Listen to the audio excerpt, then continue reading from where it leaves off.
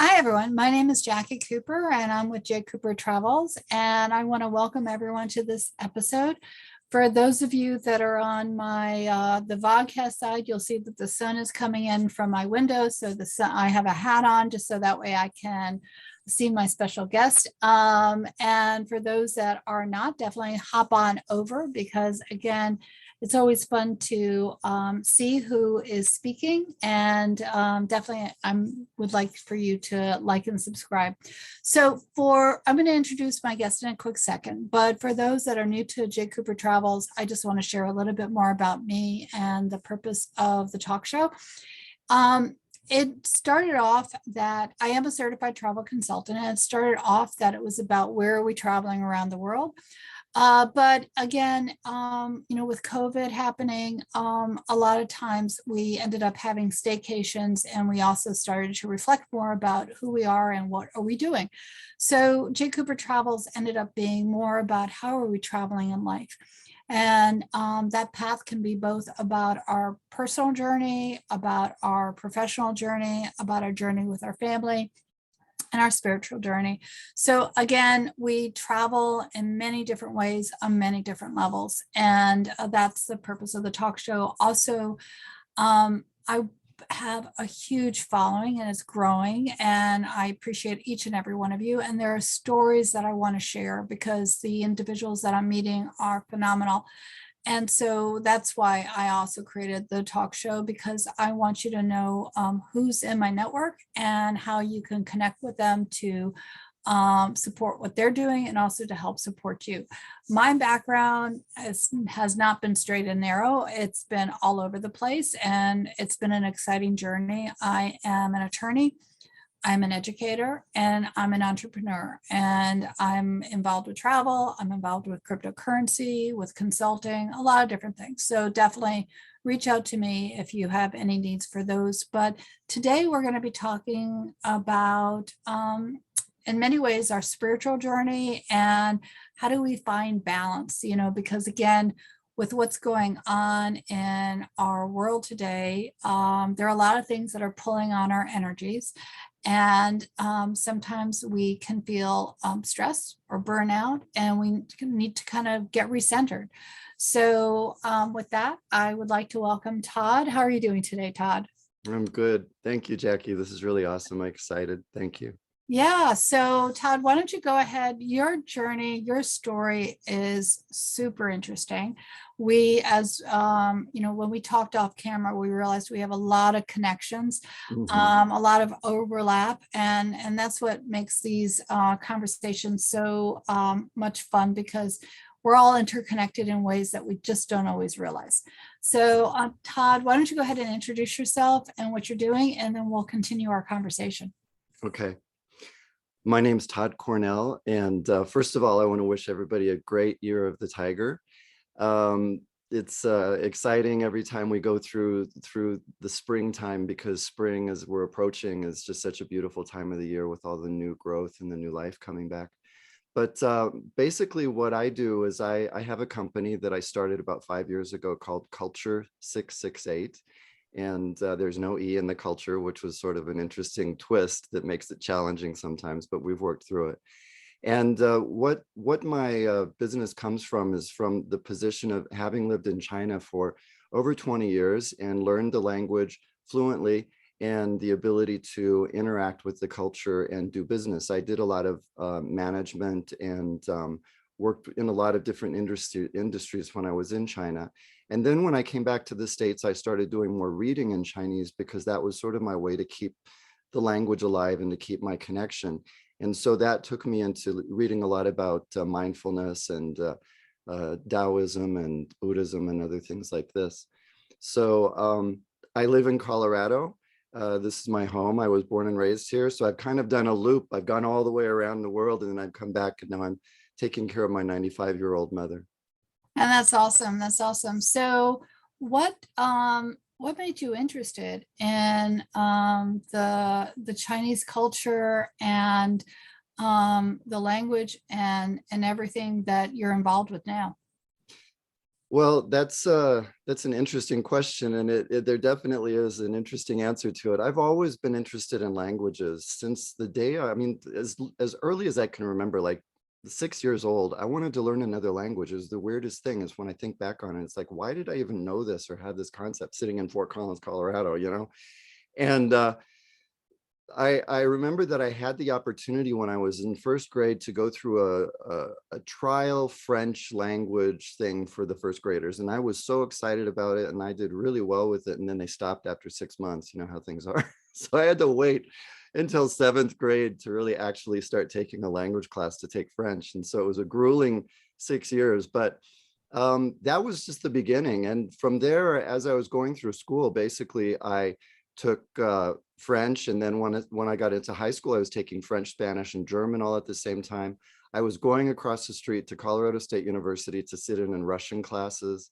And I was also learning sign language from some of my deaf friends that I was hanging out with in high school. So language has always been a really important part of my life, and also a desire to understand another culture and be able to understand that culture, speak that language equally as well as English, and being an American, which at the time I had no concept of what that was, because you don't really know you're in the water until you get out of it, you know. So it basically that's where the thing came. So anytime I had the opportunity to learn a new language, or I interacted or met somebody from a different culture, I would want to go out and try and learn something about their language. And that happened with the Chinese language at one point in my life, and that one just is the one that seems to have really stuck. So you've lived overseas. Yes. What did you find when you were living overseas? Was it very different from living here? What did you have to learn? Well, it was a long process because I lived in Chinese regions. So I lived in Taiwan, Hong Kong, and mainland China. I've traveled a lot, but I those are that's the only place that I've lived outside of the country. And I think that in the beginning, it was the excitement. It was a honeymoon experience, sort of, you know, you get there, you're excited, you love everything. And then things started getting challenging. You start realizing that the communications, the way people do things are different. I think one of the biggest things that I took away from my experience of moving overseas and living overseas and adapting and completely immersing myself by choice into the culture and the language was what came out later was my awareness of my sense of entitlement, and my sense of being American, which is better, and that other cultures and other countries aren't as good. And so that's something I really grappled with for quite a while. So you're an author and you're a consultant. What's your area of specialty?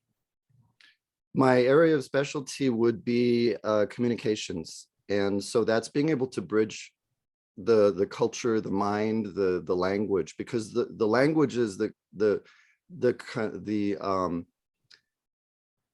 conduit, what's the word?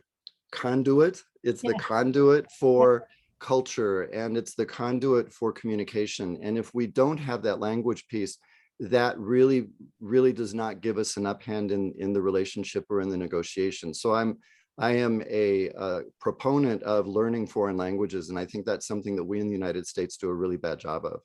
Yeah, I think that everyone should be aware, and if not fluent, at least, have tried language so you can respect someone else's attempt at learning our language, because again, English is not easy. And when you start to do the struggle of learning a second language, then you realize, oh, okay, now I understand why, in the education system, someone who's learning Mhm. our language maybe is not fluent in English or math or some of the other subjects, because they are learning the content at the same time that they're learning a language. And Right. that's really, really, really difficult. Yeah. So I'd I like know, to just add to that yeah, go ahead. when I was first learning French, it was really interesting, because that was my first awareness of what you were just talking about, is that we don't have a concept that in other languages things are expressed differently, and they have their own cultural values and ideals. I wanted to say, "You're pulling my leg" in French, and I asked my French teacher, "How do you say that?" And she said, "They don't say that." And I was like stunned. I couldn't imagine, how could they not say you're pulling my leg? Yeah, yeah, no, it's true. And for me, when I learned French, even though to be honest, I have forgotten a lot of it, but when I learned French, that helped me understand actually the structure of English. It's Because so then, true. because then I had to understand, okay, what is a noun? Now, And what is a verb? Yes. exactly. Yes, exactly. That's where I learned what verbs and nouns was, right there, foreign language class. Yeah, yeah. It just the application of it, because Mhm, intuitively we might be learning our language and speaking it and putting it together, but when we actually have to understand the structure of it, it's a little bit different. mhm. So you've written a lot of things. There's a new publication that you are about to share. Do you want to talk more about that? Sure. I'm just publishing my first real book. I've published something before. I published a book on Mongolian verbs, 99 Mongolian verbs, because of my bachelor's degree, which is in Mongolian language and literature from a Chinese Which is university. just phenomenal. I mean, how rare is that to meet someone who actually, understands and speaks Mongolian. So yeah, that was kind of cool. Well, let me actually transition. I ask you, why did you decide to choose that topic for your study? Because as I was learning the language, getting back to what you just said about that, understanding things differently when you start learning other languages, because I've learned so many languages. I've studied French, Spanish, German, Russian, Mandarin, Mongolian, other languages too, but it's Cherokee and Lakota. And those are very interesting verbal, like the verbs, they have very interesting verbs. Well, when I started learning Mongolian, I started recognizing a lot of very interesting changes in the verbs that the Mongols weren't aware of. So I was noticing a pattern of a masculine and feminine, or a neuter and whatever, like sort of a verb sense, that there were things that were going on here. So I was asking my teachers about it as I was learning. My teachers were all Mongols, but they were teaching me in Mandarin. So I was learning the language through the Mandarin language. Wow. And so I was thinking about Cherokee a lot of times. I would think about the verbs in Cherokee. And it was really amazing, because the more we talked, the more they and I came to realize that there is a conjugation pattern in the Mongolian language that nobody had ever even noticed. And so that was what I wrote for my thesis, for my graduation thesis, was the process of conjugating Mongolian verbs. And I divided them into A and B groups. You So know that, what's fascinating to me is you were just saying this and you were just so comfortable saying this. Well, I was learning Mongolian while I was speaking Chinese. It's like, to me, the idea that, okay, I'm learning French, but I'm speaking English. You are so fluent in so many languages that you're able to switch over without, with ease. And so, I have total respect for, what you were talking about, but that like blew me away when you said that. I was like, you're not even thinking twice when you said that. It's like, okay, this is yeah. natural. I'm speaking Chinese, but I'm learning another language. Yeah, yeah. It was a very interesting experience. It was I learned a lot of Chinese while I was doing it too. But Yeah. hey. Yeah. No, that's great. So, so what other, what So the other, book. yeah, what other things with the book? Yeah. The book, it's a book on mindfulness, and basically it was pre order yesterday on Amazon. So I'm really excited about that. So now it's available for pre-order on Amazon. And the name of the book is The Heart of China. That's the title of the series. And then the book is How Mindfulness Changed My Life. And I also learned mindfulness and Buddhism through Chinese. I learned from a Taiwanese monk. Basically, essentially, I was following his studies, and I was also spending time with him and his very small group in Taipei when I was working in Taiwan for a U.S. company at one point, managing their business. And so through all of the years, I had practiced and continued to practice, and just becoming so much more aware of the goings on inside my own mind and the way I would react. And the more I became aware of that, the more I realized how important it is for us to be aware of what's coming out of our minds, because our minds are like recorders. They record things over our whole life and they just spurt it out for no reason whatsoever. And I remember thinking as a kid or as I was growing up, how, wow, I have bad thoughts, I must be a bad person. And it was really, really liberating to come to the realization that those thoughts don't belong to me. Those are just something that are stuck in my head, and it's like a broken record, or it's like a recorder. And they just, fast forward and then play, and then all of a sudden weird stuff comes out, and it's just like, it is very liberating to know that I can not pay attention to that, and I can recognize that that's not me and not accept it, and just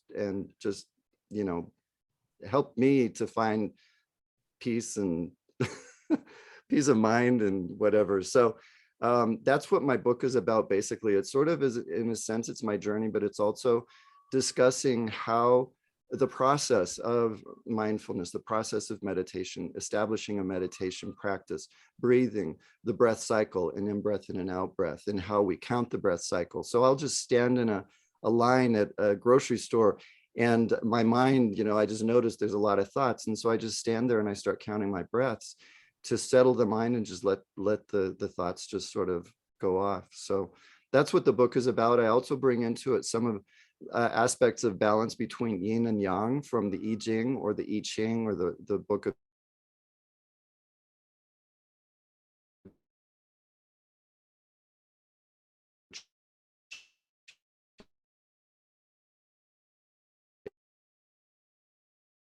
What side of the coin you want to look at and see different things. Yeah, well, in a sense, that's true. And it's very linguistic too, because they're trying to express I Ching, and then they try I Ching, or then somebody's like, oh, to heck with the Chinese, let's just call it the Book of Changes. It's easier to remember, so it's interesting. Yeah, no, for sure. And I have, well, I've surfacely read it. I can't say I've studied it, but there's always in all these books a lot of wisdom that you can take away and then apply to life. And it's just a question of timing with everything in terms of what do you apply and what do what sticks at that moment because of the lessons that you've already learned. Right. And then that speaks to the concept of wei wu wei, which is action, non-action. So do I act now, or do I just allow it to be what it is? And that's a hard thing for us culturally, to just let things be. Yes. To be still is difficult for people because we're really in a fast food environment and mentality, and from the perspective of you always need to be doing something instead of just appreciating the moment and kind of being like the kids, which is why I like teaching, because they're, especially the young ones, they're in awe of everything that's new. And this was really evident to me last year when we went from virtual to in the building, and I had my kindergartners being in the building for the first time, and they were looking around, and I had a little boy who was saying, well, what's that? Who is that person? Because they had been on virtual and they had only seen me or one other teacher and their classmates in little boxes. So all of a sudden now they were in a physical environment, and it was like everything was open and new, and they were exploring. And so, so again, if we can keep I know that there's a saying probably connected to this, but if we can keep our minds just like, the children, then we'll always be kind of in awe of the moment. I would say that would be to keep a curious mind. Yeah.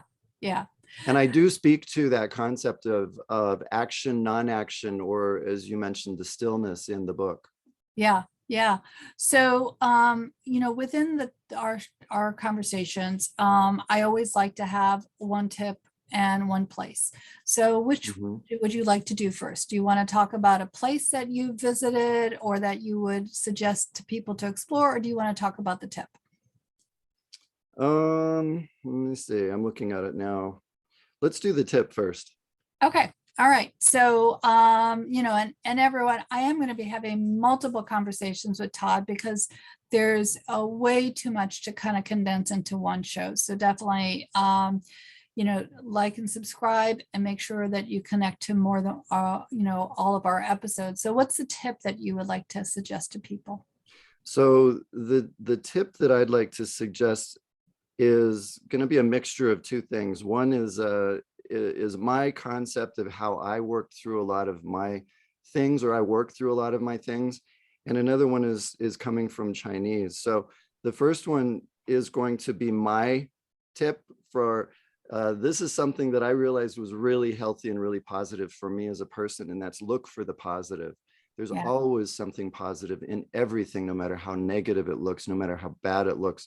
And when we can start finding the positive in what we perceive as being negative, that's when it's like at that point that the flower blooms. It's like at that point that new spring grass emerges from under the earth, because then we're giving ourselves that opportunity to see something that we weren't allowing ourselves, or we weren't able to see previously. And so that connects with the Chinese piece, which is san si or hou xing, which means think 3 times and then act, or then move, or then do whatever you wanted to do.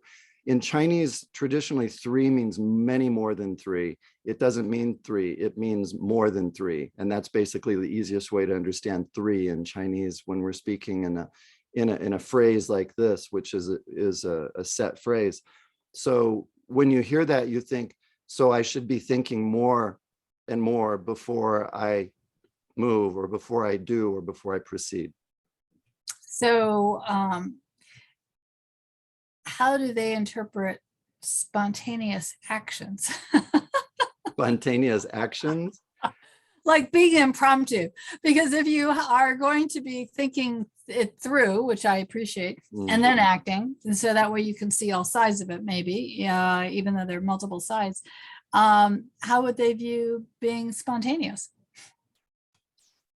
Spontaneity is something that probably within the Chinese mindset, or the Chinese cultural perspective, social perspective, would be something that is not considered to be real conducive to good outcomes. The Okay. Chinese are more reserved and more conserved in the way they act and the way they do things. They will think. That's just an aspect of who they are. Yeah. And in fact, a lot of times I think the Chinese feel like, because of the requirement of their culture for them to think a lot, it's something that puts pressure on them, and so it makes it difficult for them to be able to sometimes feel comfortable in their own skin. That's an interesting perspective. Thank you so much for sharing that. So that's the tip. Now, what about the place? Where would you like to take us? I know you've traveled so many places. Are you taking us local or overseas? Well, I thought about that, and I had to go through quite a few different things, but today with the conversation, I felt like the best place to go is Cambodia. Okay, all right. And when we are able to travel to Cambodia, where would you want someone to explore and to visit? The place that I explored and visited, and that's Angkor Wat. And why was that special to you? I went to Angkor Wat with a tour group, a Taiwanese tour group, when I was in Taiwan, and so I was the only non-Chinese, non-Taiwanese person and non-native Mandarin speaker on the tour. So it was a wonderful experience. That was when I was studying mindfulness and meditation with my teacher in Taiwan, and so I took the trip. That was someplace that I'd always wanted to go. For me, I guess it was sort of like a pilgrimage. Yeah. It was something that had a strong meaning, and it was an amazing experience. It was just to be there and see the ruins. And I had been to the ruins of the old city of Ayutthaya in Thailand before, but this was something so different, because during a point of the history of Angkor Wat, there were one of the Khmer kings, and I can't think of his name right off, but it was number 7. And he actually was applying in some way, my understanding of the history was applying Buddhist principles, meditation, mindfulness, and things like that to his government. Awesome. That's awesome. Yeah. So tell people how they can reach out to you. So that way, if they have questions or would like to either get the book or use you as a consultant, how would they reach you? They can contact me through my business email. It's Todd, Todd, at cultur668.com. So it's culture with no E, 668.com. And for everyone who's listening, if you don't have pen and paper, don't worry, just come back to this episode. His contact information will definitely be in the blog below. So, for everyone that's listening, that I do multiple things. So I am a certified travel consultant, and I had the pleasure of actually going to China in 2019 and visiting the Great Wall, going to Beijing and Shanghai. And I did tours of the world fam trip. So it was where they help tour guides, get familiar with the area. And it was really exciting. So if anyone's listening and you need assistance, in the travel side, in the travel space, you can definitely book yourself, but with Tours of the World, it is something that you need to connect with a travel agent for, and they have a variety of wonderful packages. So their groups are always small. It's very intimate, and they're very affordable. And I learned so much going to China, during that time period. And I as I've mentioned to you, Todd, I follow, a lot of my adventures are, intuitive, and I kept thinking I need to get over there. And it was right before, of course, the Great Wall of China was on my bucket list, but it was right before, we got hit with COVID. Mm-hmm. So I'm really grateful that, I had the opportunity to go to visit, and I'm looking forward to more travels, as the world opens up. I just went to Portugal with my daughter, and looking at going to maybe Dubai this year. So a lot of adventures to come. Todd, any last minute thoughts before we sign off? And I know we're going to have more conversations. Well, Chinese New Year's is just around the corner, and like I mentioned in the beginning, the beauty of Chinese New Year's going into the Spring Festival is when we cross over into the Spring Festival, and I believe that the first day of Chinese New Year's is February 1st, or it's right around the 30th, something like that, of January. Start watching nature, because you'll notice there's some shifts, and it's really fascinating to watch these natural shifts in the environment. That's wonderful. Yes. And definitely everyone. I don't know when you'll be listening to this talk show, but I'm always fascinated with the Olympics, and they're being hosted in Beijing. And that's a whole nother conversation, because I was a torchbearer for during the Olympics in 1996. So that could be a whole nother conversation. But everyone, take care of yourselves. Treat yourself well, be kind to yourself and to others. And Todd, thank you so much for being on, and I'll talk with you soon. Thank you, Jacqui.